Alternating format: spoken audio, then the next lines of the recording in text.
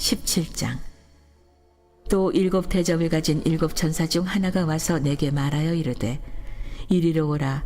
많은 물 위에 앉은 큰 음녀가 받을 심판을 내게 보이리라. 땅의 임금들도 그와 더불어 음행하였고 땅에 사는 자들도 그 음행의 포도주에 취하였다 하고 곧 성령으로 나를 데리고 광야로 가니라. 내가 보니 여자가 붉은 빛 짐승을 탔는데 그 짐승의 몸에 하나님을 모독하는 이름들이 가득하고 7 머리와 10 뿔이 있으며 그 여자는 자줏빛과 붉은빛 옷을 입고 금과 보석과 진주로 꾸미고 손에 금잔을 가졌는데 가증한 물건과 그의 음행에 더러운 것들이 가득하더라. 그의 이마에 이름이 기록되었으니 비밀이라. 큰 바벨론이라. 땅의 음녀들과 가증한 것들의 어미라 하였더라. 또 내가 보매 이 여자가 성도들의 피와 예수의 증인들의 피에 취한지라. 내가 그 여자를 보고 놀랍게 여기고 크게 놀랍게 여기니 천사가 이르되 왜 놀랍게 여기느냐. 내가 여자와 그가 탄 7 머리와 10 뿔 가진 짐승의 비밀을 내게 이르리라. 내가 본 짐승은 전에 있었다가 지금은 없으나 장차 무적행으로부터 올라와 멸망으로 들어갈 자니 땅에 사는 자들로서 창세 이후로 그 이름이 생명책에 기록되지 못한 자들이 이전에 있었다가 지금은 없으나 장차 나올 짐승을 보고 놀랍게 여기리라. 지혜 있는 뜻이 여기 있으니 그 7 머리는 여자가 앉은 7 산이요 또 7 왕이라. 5은 망하였고 하나는 있고 다른 하나는 아직 이르지 아니하였으나 이르면 반드시 잠시 동안 머무르리라. 전에 있었다가 지금 없어진 짐승은 8째 왕이니 7 중에 속한 자라. 그가 멸망으로 들어가리라. 내가 보던 10 뿔은 10 왕이니 아직 나라를 얻지 못하였으나 다만 짐승과 더불어 임금처럼 한동안 권세를 받으리라. 그들이 한 뜻을 가지고 자기의 능력과 권세를 짐승에게 주더라. 그들이 어린 양과 더불어 싸우려니와 어린 양은 만주의 주시요 만왕의 왕이시므로 그들을 이기실 터이요 또 그와 함께 있는 자들 곧 부르심을 받고 택하심을 받은 진실한 자들도 이기리로다. 또 천사가 내게 말하되 내가 본 바 음녀가 앉아있는 물은 백성과 무리와 열국과 방언들이니라. 내가 본 바 이 10 뿔과 짐승은 음녀를 미워하여 망하게 하고 벌거벗게 하고 그의 살을 먹고 불로 아주 사르리라. 이는 하나님이 자기 뜻대로 할 마음을 그들에게 주사 한 뜻을 이루게 하시고 그들의 나라를 그 짐승에게 주게 하시되 하나님의 말씀이 응하기까지 하심이라. 또 내가 본 그 여자는 땅의 왕들을 다스리는 큰 성이라 하더라.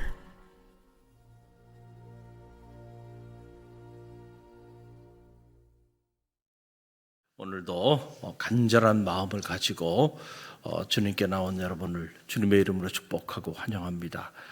주님의 옷자락만마저도 능력이 나올 것을 믿고 간절함으로 주님께 나갔던 그 여인에게 능력이 나갔던 것처럼 중요한 것은요, 우리가 간절함을 가지고 주님께 나와 예배하고 기도하는 일이에요. 하나님께서 성도의 그 간절함을 절대로 외면하지 아니하시고 반드시 들응답하여 주실 줄로 믿습니다. 내 믿음대로 될지어다 그랬잖아요. 오늘 여러분의 믿음이 역사를 만드는 동력이 될 줄로 믿습니다. 오늘 요한계시록 17장인데 이제 한 장 한 장 요한계시록이 넘어가요. 자, 다시 한번 정리합니다. 요한계시록 1장부터 3장은 뭐에 관한 말씀이에요?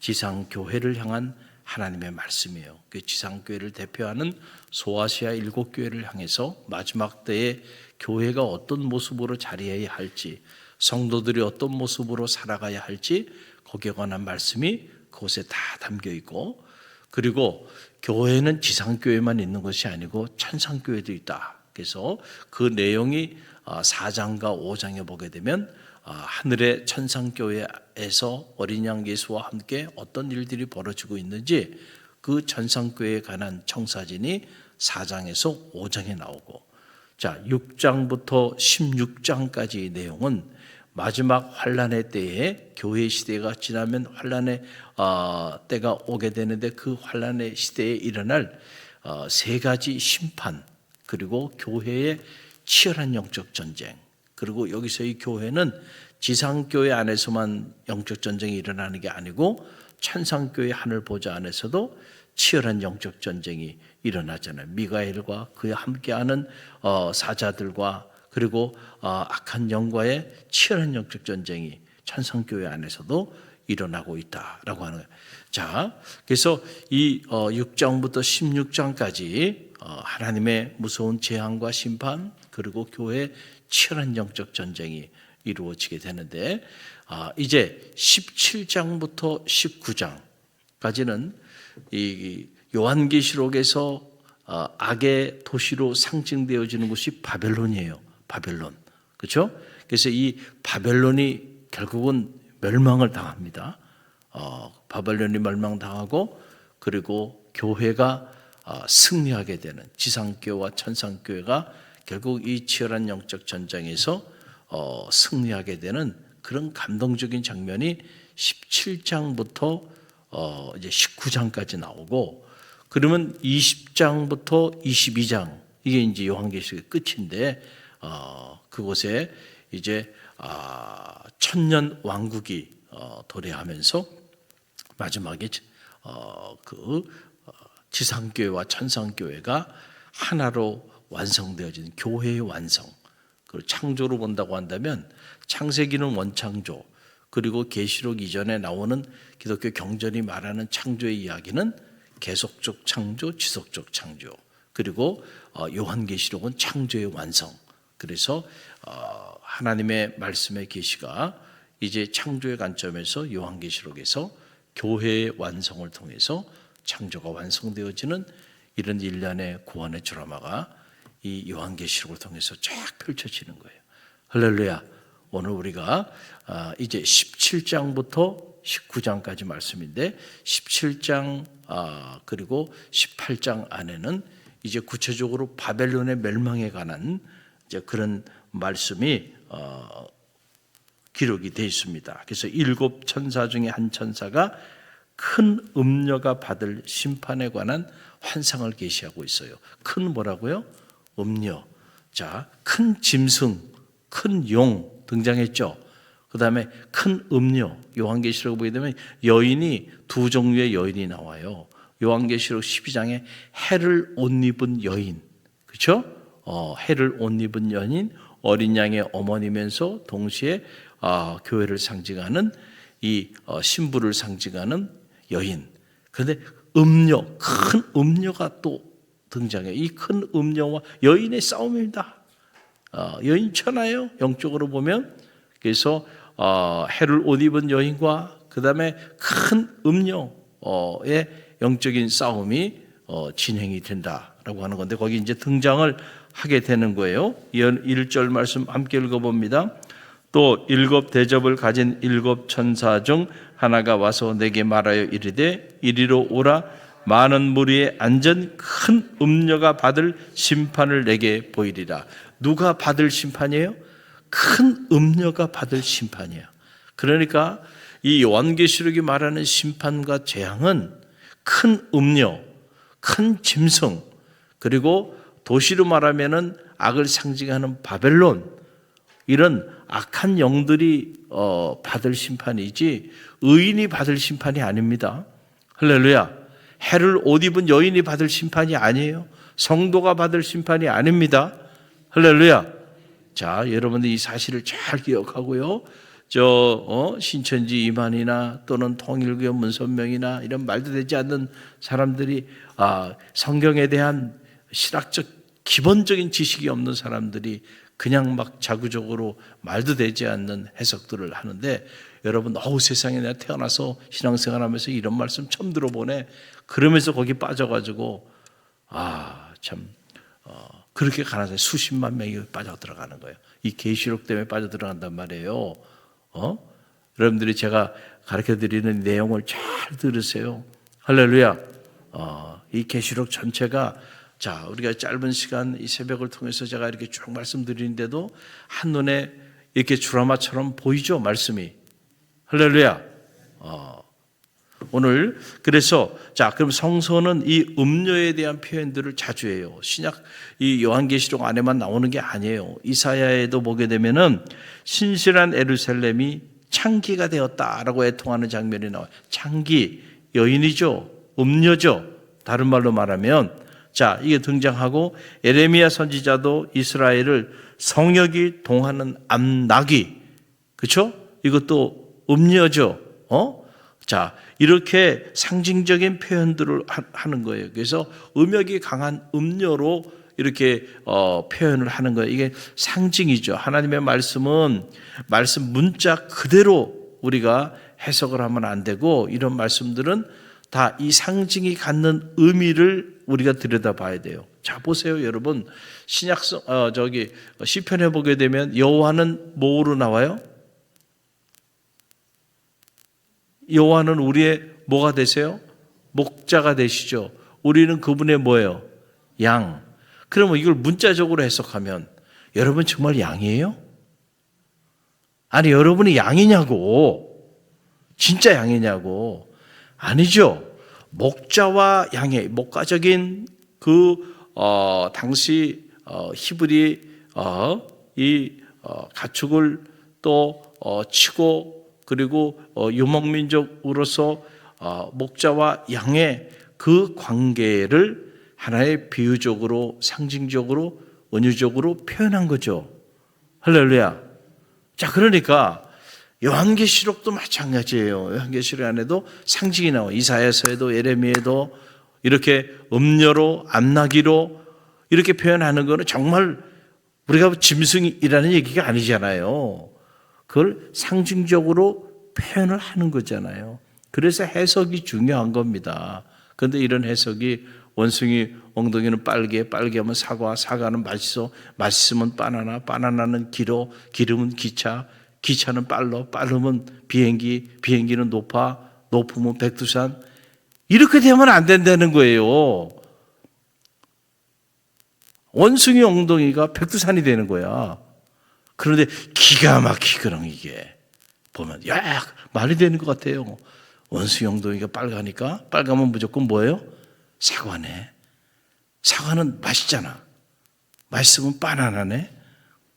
말도 되지 않는 이게 뭐예요? 엘라고리카란 논리적 비약이 이루어지죠. 그런데 이게 언뜻 들으면 기가 막히게 짝이 맞는 것 같아. 그래가지고 이렇게 짝 맞추기, 말도 되지 않은 짝 맞추기를 하면서 하나님의 말씀을 그렇게 풀어가는 거예요. 신천지 같은 사람들이. 근데 그것도 모르고 거기 빠져가지고 기가 막히다 그러고 앉아있으니, 기가 막힌 건 그대가 기가 막혀. 그걸 가지고 빠져들어가지고 대단한 무슨 엄청난 해석을 하고 있다고 생각하고 거기 가서 앉아있는 그 사람들이 기가 막혀. 할렐루야. 갈릴리 교회는 제가 다른 교회는 모르겠어요. 제가 다른 교회 담임을 하고 있지 않으니까. 그러나 적어도 갈릴리 교회 안에 있는 사람들은 이런 말도 되지 않는 해석에 넘어가가지고 제발 영혼을 파는 안타까움이 없게 되기를 간절히 바랍니다. 마지막 때에 다 심판의 대상이 되는 거예요. 음녀들이에요, 그게. 여기서 음녀라는 건 뭐예요? 영적인 음행을 말하는 거죠. 그렇잖아요. 그것도 또 문자적으로 해석을 하면 안 되고, 육적인 음행을 말하는 게 아니고, 큰 음녀, 육적인 그 음행을 했다는 게 아니고, 영적인 음행을 행하는 그러한 여인의 대표적인 그런 여인을 상징하는 거예요. 영적인 음행이 있죠. 그게 뭐예요? 여호와 하나님, 그 하나님을 우리가 우리의 주로 섬기며 살아가야 하는데 자꾸 두 마음을 품어 예수 그리스도를 내 인생의 주인으로 모셔야 되는데 자꾸 내 인생의 주인이 예수 그리스도가 아니고 내가 내 인생의 주인이 돼. 너는 어떤 사람은 물질이 내 인생의 주인이 돼. 그래서 그 물질이 있으면 살고 물질이 없으면 나는 죽어. 왜? 그분이 내 인생의 주님이시니까. 그렇죠? 어떤 사람은 명예, 어떤 사람은 권력. 그것을 위해서는 목숨도 아끼지 않아요. 왜? 그게 내 인생의 전부고 주인이니까. 여러분, 우리가 그러고 살아가는 거예요. 그러다가 권력이 여러분 사라지면은 그 사람의 인생도 사라져. 물질이 사라지면, 명예가 사라지면 그 사람의 인생도 송두리째 무너지고 말아요. 그것이 인생의 유일한 자랑이야. 여러분의 인생의 유일한 자랑은 주님이 되시기를 바랍니다. 그 주님은 여러분 곁을 떠나지 않아요. 어느 날 갑자기 그렇게 떠나지 않는다니까. 언제나 여러분과 함께 하세요. 근데 우리가 이렇게 허망한 것들을 내 인생의 주인으로 모시니까, 있다가도 없고 없다가도 있을 것들을 내 인생의 주인으로 모시고 얼마나 불안해. 언제 이게 무너질지, 언제 사라질지, 언제 떠날지 불안해요. 불안해. 그러나 우리가 주님을 인생의 주인으로 모시는 사람은 절대로 불안하지 않습니다. 왜냐하면 그 주님은 변함이 없거든요. 할렐루야. 할렐루야. 그러니까 여러분들이 여러분의 인생의 주인을 누구로 모시고 사느냐가, 그래서 여러분의 삶이 결정되어지는 거예요. 신앙생활이라고 하는 것은 그냥 교회 멤버십만 가지고 그렇게 여러분들이 살면서 집사가 되고 권사가 되고 장로가 됐다고 훌륭한 신앙인이 된 게 아니야. 할렐루야. 정말로 중요한 건 여러분의 인생의 주인으로 누구를 모셔야 돼요? 주님을 모셔야 돼. 할렐루야. 내 가정의 주인이 내가 아니야. 여러분의 가정에 일어나는 그 모든 일들의 주권이 여러분에게 아직도 있다고 한다면, 여러분은 아직은 죄송하지만 믿음의 길을 걸어가고 있는 게 아니에요. 우리 가정의 주권이 누구에게 있어요? 주님께 있어. 그러면 주님을 모시는 가정이 되는 거예요. 할렐루야. 여러분의 인생도 마찬가지예요. 주님을 모시는 인생이 되시길 바랍니다. 여러분의 사업체도 마찬가지예요. 아유, 내 사업체 이거 내 거야. 그러니까 내가 그 사업체 내가 꾸려가야 되니까 그냥 내가 거기에 올인해서 동분서주하는 거야. 주님을 모시는 사업체가 돼야죠. 그래야 하나님이 축복의 문도 열어주죠. 그런데 이게 사람들이 이게 교만해져가지고 하나님 축복해줘가지고 막 번창하면요, 하나님 안 보입니다. 돈만 보입니다. 지금 내가 돈 벌어야 되는데 지금 내가 하나님 앞에 나와서 지금 뭐 봉사하고 예배하고 기도하고 그럴 시간이 내가 어디 있어 내가 지금. 그때부터 무너지는 겁니다. 인생은. 다른 주인을 섬기기 시작하면서부터 무너져 내리는 거예요. 정신 바짝 차려야 돼요. 교회도 마찬가지죠. 교회도.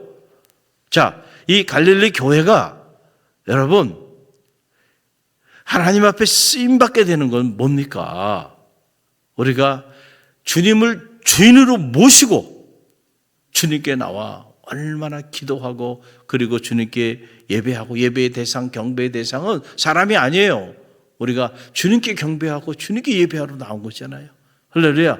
그리고 그 주님이 우리 교회의 주인이시기 때문에 그분이 오늘 우리에게 말씀하시는 그대로 우리는 행동해야 됩니다. 할렐루야. 세상에 아무리 다 이리로 가더라도 주님께서 그리로 가지 말고 이리로 가라 한다고 한다면 주님 말씀하시니 내가 나아가리라. 주님 말씀하시니 내가 멈춰서리라. 아무리 내가 좋은 계획을 가지고 있어도 주님이 아니야. 그럼 다 내려놔야 돼요. 내가 이리로 아무리 가고 싶어도 주님이 아니야. 저리로 가야 돼. 그러면 언제라도 다 내려놓고 그리로 가야 돼요. 그것이 주님을 우리 교회의 주인으로 모시며 나가는 그런 교회가 되는, 그런 교회는 촛대를 옮기지 않습니다. 할렐루야. 근데 우리가 교회가 주님 뜻대로 나가질 않아요. 그러면 이제 촛대를 옮기는 거예요. 그 주님 뜻을 목사님 어떻게 할 수 있어요? 아는 방법은 간단합니다. 여러분이 하나님의 말씀을 붙잡고 날마다 기도해 보세요. 그러면은요, 하나님께서 마음의 울림을 주시고요, 하나님의 음성 듣기라는 게 그런 거예요. 말씀을 듣는 중에 하나님의 소리를 듣습니다. 할렐루야. 또 말씀을 묵상하는 중에, 또 기도하는 중에 하나님의 마음의 울림을 주세요. 여러분의 어떤 영적인 주제를 가지고, 삶의 주제를 가지고 기도해 보세요. 그러다 보면은 마음에 하나님이 확신을 주시고 확정함을 주시고요. 그 하나님께서 응답하여 주세요. 할렐루야. 그러면 누가 뭐라 그래도 그 일을 해야 돼요.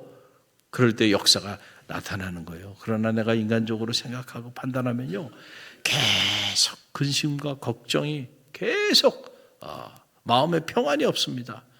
왜냐하면 하나님이 응답하지 않은 일을 하는데 어떻게 마음에 평안할 수 있어요? 불안하죠. 늘 근심 걱정이죠. 아브라함이 이스라엘 하는 곳에 있지 않고 먹고 살자고 가나안의 기근이 임하니까 야 이집트에 보니까는 거기는 말이야 먹고 살기도 좋고 풍년이 있어서 여기는 흉년인데 다 굶어 죽게 생겼는데 얘라 모르겠다. 잘 먹고 잘 살자고 애굽형을 선택했다가 그 가는 길도 불안해. 자기 아내를 말이죠. 누이라고 속이고 그렇게 비참한 일들을 당합니다. 그리고 결국은 나중에 늦게야 깨닫고 다시 주님이 머물라고 하는 그 자리로 돌아오잖아요. 할렐루야. 하나님이 원치 않는 길을 가게 되면 하나님 그 길을 축복하지 않아요. 가는 그 걸음마다 마음에 불안이 있고 염려가 있고 근심이 있고 걱정이 있는 거예요. 그리고 결국은 하나님이 그 길을 축복하지 않아요. 왜냐하면 그 길은 열국의 아비의 길이 아니기 때문에 그걸 축복하면 하나님이 아니죠. 하나님이 축복하는 거는요, 하나님 뜻대로 나가는 그 길을 축복하는 거예요. 여러분 잘 아시길 바랍니다. 그러니까 여러분이 기도하는 일은 여러분이 기도를 통하여 하나님이 원하는 그 길을 걷게 해달라고 기도해야 되는 거예요. 그 길에 서 있기만 하면 축복의 문이 열리는 거예요. 그래서 왜 실제로 여러분 전도하다가 왜 육체의 질병도 치유함을 받고 전도하다가 마음의 소원도 응답받고 전도하는 교회가 부흥하고 성장합니까? 왜 그래요? 왜 선교하는 교회가 성장하고 부흥합니까? 여러분 보세요. 언제나 무너지는 교회, 무너지는 성도 삶을 한번 보세요. 하나님 뜻대로 하는 일이 있는가 말이죠. 안 한다니까요. 그게 무슨 무너지는 거예요. 공안 쪼가리를 나눠 먹고요. 오히려 금식하고 굶으면서도 복음을 전하고 선교의 열정을 가지고요. 그렇게 나가는 교회는 교회가 가난해지고 무너질 것 같지만 하나님이 그런 교회는 들어서 쓰시기 때문에 또 하나님이 하나님 방법으로 부어주십니다. 할렐루야. 그래서 복음을 전하다가 기도 제목도 응답받고요. 육체 질병도 치유받고요. 그런 교회가 하나님께서 이 시대에 들어 쓰시는 거예요. 갈릴리 교회가 6월 1일 전교인 지역 전도, 6월 8일 총동원 전도주일을 앞두고 상반기 총동원 전도주일로 나가는데 벌써 한 해 반년이 지났는데 우리가 이 지역이 우리 선교지인데 이 선교지 나가서 복음도 전하지 않고 이 지역에 있는 선교지에 있는 한 영혼도 구원하지 못한다 그러면은 여러분 하나님이 이 교회를 들어 쓰시겠냔 말이에요. 쓰시겠어요? 안 쓰시겠어요? 저때 옮겨버린다는 거예요. 그러니까 우리가 영적인 긴장감을 가지고요 기도해야 돼. 할렐루야. 그리고 더운지 차운지 알지 못하는 소속이 어딘지도 모르는 그런 생활하면 안 되고요. 어떻게 하라는 거예요? 차가우려면 차갑고 뜨거우려면 뜨거우라는 거예요. 할렐루야. 적은 능력을 가지고도 큰 능력을 행하는 그런 교회, 갈릴리 교회가 되기를 간절히 바랍니다. 할렐루야. 첫사랑을 잃어버리지 않는 교회, 바로 그런 교회가 갈릴리 교회가 이 마지막 때에 되기를 간절히 바랍니다. 다른 교회가 어떻게 하는지 관심 갖지 마세요. 다른 교회 쫓아갈 겁니까? 우리 교회는 주님만 쫓아가야 돼. 할렐루야. 여러분들이 그래서 더 기도에 열정을 가지고 더 복음을 전하는 일에 이 마지막 때 열정을 가지고 그렇게 나가서 이 영적 전쟁에 승리해야 한다라고 하는 거예요. 여기 4절로 5절 보게 되면 이 큰 음녀가 어떤 존재인지 거기에 대한 내용이 나와요. 4절로 5절 말씀을 보세요. 함께 읽어봅니다. 그 여자는 자주 빛과 붉은빛 옷을 입고 금과 보석과 진주로 꾸미고 손에 금잔을 가졌는데 가증한 물건과 그의 음행에 더러운 것들이 가득하더라. 그의 이마에 이름이 기록되었으되 비밀이라 큰 바벨론이라 땅의 음녀들과 가증한 것들의 어미라 하였더라. 아멘. 큰 음녀의 실체가 나오죠. 이 큰 음녀가 어떤 그 이마에 이름이 기록되었는데 큰 바벨론이라. 자, 바벨론이 악의 상징의 도시다 그랬잖아요. 그리고 요한계시록이 기록된 그때 당시에 이 바벨론을 상징하는 도시는 로마였습니다. 그렇죠? 과거에는 바벨론이었어요. 그게 바벨론을 상징하는 거예요. 그리고 땅의 음녀들과 가증한 것들의 어미라. 땅의 음녀들이 있어요, 없어요? 영적인 음녀들을 말하는 거예요. 그렇죠? 이런 음녀들과 가증한 것들, 여호와 하나님을 섬기지 아니하고 바알과 아세라를 섬기는 하나님 외에 다른 것들을 우상으로 섬기고 주인으로 모시고 살아가는 그 가증한 것들의 어미. 그게 누구예요? 큰 음녀야. 그러니까 요한계시록 12장에 나오는 해를 옷 입은 여인과는 정반대되는 여인이란 말이에요. 할렐루야. 그래서 이 큰 음녀에게 임하는 심판을 기록한 것이 요한계시록 몇 장이에요? 17장이라. 그래서 1절의 문이 열리면서 거기에 관련된 내용들이 나오는데 이 음녀가 입은 옷을 보니까 자줏빛과 붉은빛 옷, 최고의 사치와 화로운 옷을 입은 그 여인으로 큰 음녀를 상징하고 있어요. 여러분, 갈수록 세상은요 화려해집니다. 그렇죠? 여러분, 반짝이는 것이 다 금은 아니에요. 여러분들이 영적 분별력을 가짜는 화려합니다. 겉에서 보면. 그렇죠? 진짜는 소박해. 그 사람들이 그걸 모르는 거예요. 그래서 소박한 것이 가짜인 줄 알고 화려한 것이 진짜인 줄 알아요. 그래서 그 가짜를 진짜처럼 섬기고 살아가는 거예요. 영적인 분별력을. 큰 음녀가 얼마나 화려한지, 얼마나 화려한 옷을 입었는지. 그러니 사람들이 거기에 현혹이 돼서 빠져들어가는 거 아니겠어요? 세상이 점점 이렇게 겉이 화려해지는 거예요. 외적인 아름다움에 다 도취돼 버려요. 정말의 아름다움은 내면의 아름다움이죠. 할렐루야. 내적인 아름다움이 있어야 되는데 이제 그런 것들 관심이 없어요. 그냥 보이는 것에 천착해서 살아가는 거예요. 안타까운 일이 아닐 수가 없어요. 우리가 영적인 전쟁을 치르고 있는 우리들이 이제 이런 영적인 분별력을 가져야 합니다. 자, 그런데 오늘 말씀 보게 되니까 14절 말씀 보세요. 놀라운 말씀이 이곳에 등장하는데 함께 읽어봅니다. 그들이 어린 양과 더불어 싸우려니와 어린 양은 만주의 주시요 만왕의 왕이시므로 그들을 이기실 터이요 또 그와 함께 있는 자들 곧 부르심을 받고 택하심을 받은 신실한 자들도 이기리로다. 아멘. 자, 이렇게 한쪽에서는 하나님의 심판이 임합니다. 심판에 관한 메시지가, 재앙에 관한 메시지가 선포되고 있어요. 그리고 또 한편에는 뭐에 대한 메시지가 선포돼요? 승리에 대한 메시지가 선포되는 거예요. 왜냐하면 악인이 심판을 당하는 거예요. 큰 음녀가, 큰 바벨론이 심판을 당하면 그러면 어떻게 해요? 해를 옷 입은 여인은 승리하게 되는 거죠. 할렐루야. 하나님의 거룩한 시온산 예루살렘은 승리하게 되는 거죠.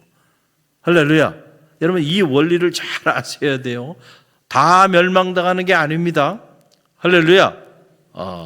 여러분, 이집트에서 출애굽의 역사를 이루면서 10가지 재앙이 임하잖아요. 그 재앙에 임해서 당시 전 이집트의 그 장자가 다 죽임을 당합니다. 죽음의 영이 쫙 전 이집트에.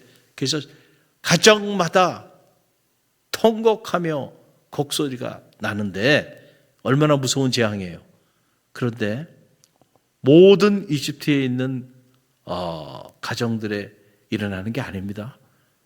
거기에 문설주에 어린 양의 피를 바른 하나님의 택함 받은 백성들의 가정은요 유월합니다.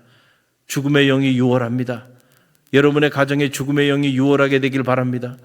여러분의 자녀의 사업체에 죽음의 영이 유월하게 되길 바랍니다. 할렐루야. 갈릴리 교회에 죽음의 영이 유월하게 되길 간절히 바랍니다. 여러분, 마지막 때도 마찬가지예요. 유월의 역사가 나타나는 거예요. 그래서 이런 재앙들이 임하지만은 그러나 그 재앙들이 임하지 않는 공간이 있어요. 오히려 그 재앙을 통해서 이스라엘 백성들은 승리의 개가를 부르며 출애굽의 역사를 이루게 되는 역사가 나타나잖아요. 마찬가지예요. 마지막 때에 이런 재앙들이 일어나지만은 그러나 어린 양과 함께 하는 자들, 만왕의 왕이요 만주의 주이신 어린 양 예수 그리스도를 말하는 거죠. 그 어린 양 예수 그리스도, 그리고 그와 함께 하는 자들은 반드시 이기리로다. 반드시 승리하리라. 여러분, 어둠이 빛을 이길 수가 없습니다. 어둠이 때로는 두렵죠. 칠흑 같은 어둠이 얼마나 우리에게 두려움과 공포를 가져와요. 그러나 절대로 두려워할 필요 없어요. 어둠은 아무것도 아니에요. 어둠은 존재가 아닙니다. 빛의 부재일 뿐이에요. 빛이 임하면 어둠은 한순간에 칠흑 같은 어둠도요, 한순간에 사라져버리는 거예요. 주님은 빛이십니다. 우리가 그 빛과 빛이신 주님을 모시고 살면요, 우리는 어둠을 탓하는 사람이 되면 안 돼. 아무리 세상이 어두워도 괜찮아요. 그건 우리의 배경이 될 겁니다. 빛을 발하는 배경이 될 거예요. 할렐루야. 반드시 의인은 승리합니다. 그래서 우리 감리교 교리적 선언 8번 보게 되면 이런 교리적 선언이 있어요. 우리는 예수 그리스도의 재림과 심판, 우리 몸의 부활과 영생, 그리고 의의 최후 승리와 영원한 하나님의 나라를 믿습니다. 이게 감리교, 우리 교단 감리교 교리적 선언 8번째 딱 나오는 내용이에요. 자, 이게 요한계시록과 맞나요, 안 맞나요? 만나잖아요. 의의 최후 승리를 믿습니다. 할렐루야. 주님의 재림과 심판도 믿습니다. 부활과 영생도 믿습니다. 이게 우리 전 감리교인의 신앙의 고백이잖아요. 할렐루야. 이 요한계시록이 이 신앙의 고백을 뒷받침해 주잖아요. 할렐루야. 오늘 주신 말씀을 붙잡고요, 우리가 어제 묵상했던 것처럼 깨어있는 자가 되어야 된다. 할렐루야. 깨어있는 자가 돼. 그런 깨어있는 자들, 깨어있는 성도, 깨어있는 교회가, 깨어있는 가정, 깨어있는 사업체, 그 깨어있는 자가 결국은 마지막 때 어린 양과 함께 의의 최후 승리를 얻게 된다는 거예요. 그래서 우리 갈릴리 교회는 이런 승리를 얻게 되는 그런 교회가 될 줄로 믿습니다. 또 그런 교회를 되도록 만들어가야 될 사명이 저와 여러분에게 있어요. 그래서 여러분들이 지금도 성교회는 성교회대로, 교구는 교구대로, 목장은 목장대로요, 잠든 영혼들을 깨워야 돼요. 할렐루야. 이 마지막 때에 음녀의 자식들이 되면 안 돼요. 짐승의 자식들이 되면 안 된단 말이죠. 깨워서 어린 양과 그리고 하나님께 속한 자로 깨어 기도하는 그런 하나님의 백성들이 돼야 마지막 때의 환난의 때에 여러분 이렇게 승리의 개가를 부르게 된다는 사실을 꼭 기억하시고요, 여러분의 가정이, 여러분의 속해 있는 성교회가, 여러분의 속해 있는 목장이, 또 여러분의 속해 있는 갈릴리 교회가 깨어 있는 그런 공동체가 되도록 계속 기도하시기를 바랍니다.